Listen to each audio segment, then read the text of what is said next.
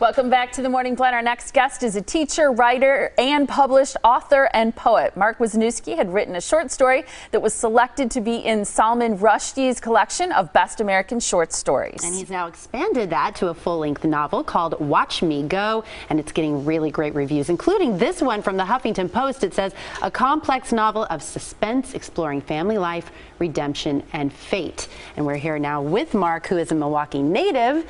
Welcome to the show. Welcome home. Thanks for having me on. Yeah, what's it like being back? Good to see you, Molly and Holly. Hey, Rhyme. Yeah. What's it like being back in Milwaukee? It's great. It's awesome being back. Yeah, because New York City's your home now. It is now, yes. Yeah. So I haven't been here for a while, and it's great to be back. Saw the old neighborhood. Did you see the Badgers play last night? Yes, I did. That was sad. We don't want to dwell on that too much, but it was a great game. It was tough. Congratulations to them. We'll move right along then, not too much dwelling there. Talk a little bit, first of all, about how you got published in Salman Rushdie's collection. That's a huge honor starting out. It was. It was a big break in my writing career, and I wrote a short story called Straight Away, and I submitted it to literary magazines, and it was picked up by one called the Antioch Review. And published, and then Salman Rushdie saw the story out there and chose it to be in Best American Short Stories. Wow. Cool. So I said, you know, it's like a 20,000 to 1 shot probably for that to happen. Way to go. What was Straight Away about?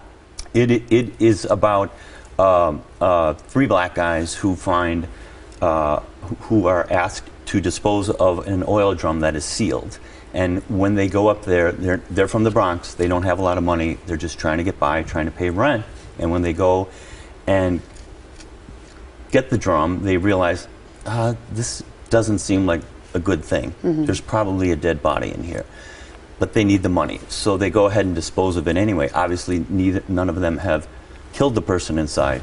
But they realize, as the story goes on, that they very well might be implicated just because they were there. Wow. And so that sort of expanded then out into, obviously not the exact same storyline, but the idea behind Watch Me Go being that this is sort of an examination of race relations here in the modern time, I suppose. Yes. And in fact, the narrator of the short story is the narrator of Watch Me Go, of one of the 2 narrators. So it's a true crossover then into the full-length novel. And it's three black guys, and then we see it mostly from the point of view of the one, because they have to all kind of fend for themselves, and that's one of the things that the novel is also about, betrayal.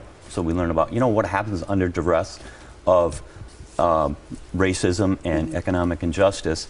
Everyone has to sort of watch out for themselves. What have you seen in terms of racism and economic injustice that made you, qualified or interested in writing about this? I taught for a good number of years, and a lot of the places I taught were community colleges. In particular, when I taught in New York City, I taught at CUNY, and a lot of my students were from the Bronx or from Queens, the outer boroughs, and not necessarily from good means.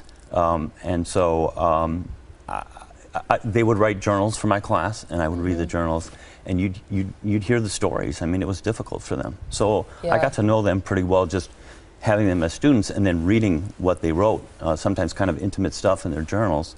I got in touch with that. Yeah. Now this is a real endeavor as far as writing a novel goes, because it is not one book per se, but two different perspectives, 2 different types of voices, 2 extremely different characters speaking to you at the same time. How do you go about writing a book like that? It's difficult. You do have to sort of focus on the one voice and then focus on the other voice. The way the writing of it happened over many years, it was kind of a messy process. I didn't plan it out very well. One voice would be alive in my head at this time, and then another later, and you can't really control that sometimes. But I learned very quickly that you better, if you have that one there, focus on that one, get that right, get as many chapters written from that point of view as you can, and hold off the other one. Yeah, don't keep going back and forth. Don't keep going back and forth. You have 2 book signings that are happening today. One is from 5 to 6. It's happening at Mystery 1 on Prospect Avenue here in Milwaukee, your old hometown. And then at 7, you're going to be at Boswell on Downer. People can visit your website. We have it there on the screen because you've got that confusing long last name. Yes. But just really quickly, what makes a good book signing? Why should people visit today, later tonight? Because we have fun. We have fun at my books. This is a sad story. The story in Watch Me Go, but at the end it's uplifting. But altogether, we try to have fun at my book signings, so you'll have fun there. There you go. And the message here, listen to the voices in your head. That's right. There you I like go. that. Thank you, Mark. Great Thank to you for meet having Thank me. you so much.